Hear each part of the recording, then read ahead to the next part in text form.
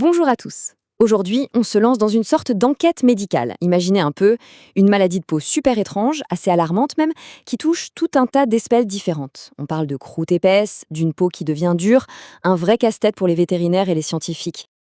Alors voilà le tableau. Un animal arrive avec la peau rouge, il perd ses poils, il a des croûtes vraiment impressionnantes. Le premier réflexe, c'est de chercher des parasites, des acariens, non?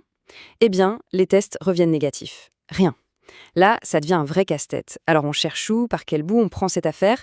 C'est justement ce qu'on va voir ensemble. Ok, comme dans toute bonne enquête, il nous faut des indices. Alors la première étape, c'est de regarder qui sont les victimes et de voir s'il y a des symptômes qui reviennent tout le temps, un fil rouge qui pourrait relier tous ces cas.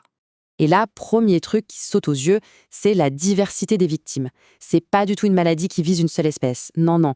Ça touche les chevaux, des petites souris sauteuses des champs, les vaches, les chèvres et même, chose importante, les humains, même si c'est plus rare. Ça nous dit déjà que le coupable, quel qu'il soit, est un sacré champion de l'adaptation. D'un point de vue clinique, les symptômes se ressemblent beaucoup d'un cas à l'autre. On a ce qu'on appelle une dermatite exsudative, en gros la peau suinte, ce qui forme des croûtes.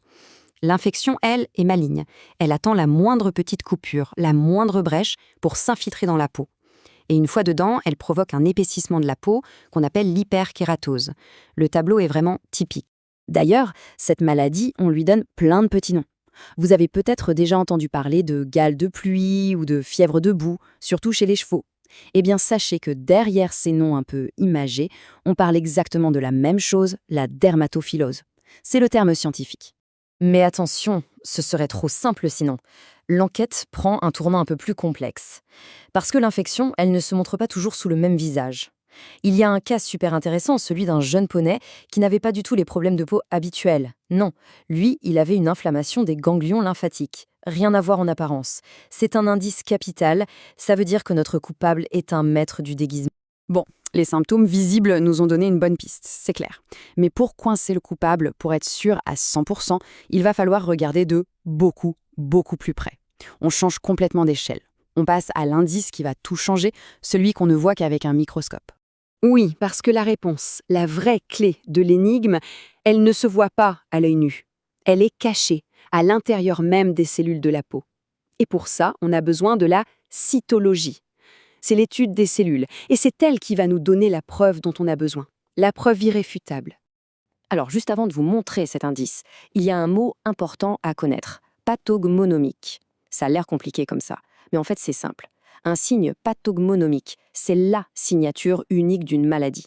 C'est la preuve ultime, l'empreinte digitale laissée sur la scène du crime. Il n'y a plus aucun doute possible. Et c'est exactement ça qu'on cherche. Et la voilà, c'est le moment eureka de notre enquête.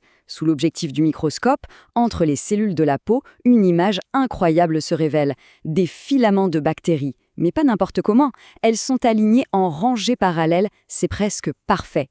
Et c'est ça l'aspect en rail de chemin de fer. C'est la signature pathognomonique de Dermatophilus congolensis. L'affaire est classée.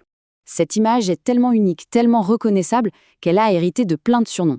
On parle de rails de chemin de fer, de voies de tramway, certains disent même que ça ressemble à du tissu de chaussette. Bon, scientifiquement, ce qu'on voit, ce sont des filaments de bactéries qui ont une particularité géniale. Elles se divisent dans deux sens en même temps, en longueur et en largeur. Et c'est ça qui crée ces fameuses rangées parallèles impeccables. Maintenant qu'on a la preuve formelle, l'empreinte digitale, on peut enfin mettre un nom sur notre coupable. Sans l'ombre d'un doute, il s'agit de la bactérie Dermatophilus congolensis. Alors, dressons un peu le portrait robot de ce coupable. C'est une bactérie dite gram-positive. Son signe particulier, on vient de le voir, c'est sa façon de se diviser dans deux directions. Son mode opératoire, elle profite de la moindre petite blessure pour s'infiltrer.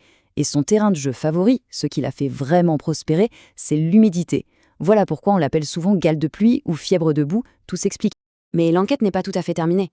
Maintenant qu'on a identifié le coupable, il faut voir plus loin. Quelle est la portée de tout ça? Et surtout, qu'est-ce que ça implique pour nous, les humains? Il faut savoir que c'est ce qu'on appelle une zoonose, un mot un peu technique pour dire que la maladie peut passer des animaux aux humains. Alors on considère que l'infection chez l'homme est rare, c'est vrai, mais ça arrive. Surtout bien sûr chez les gens qui travaillent au contact des animaux. Et ça nous amène à une question vraiment cruciale, une question que les scientifiques se posent eux-mêmes. Est-ce que cette infection est vraiment si rare que ça chez nous?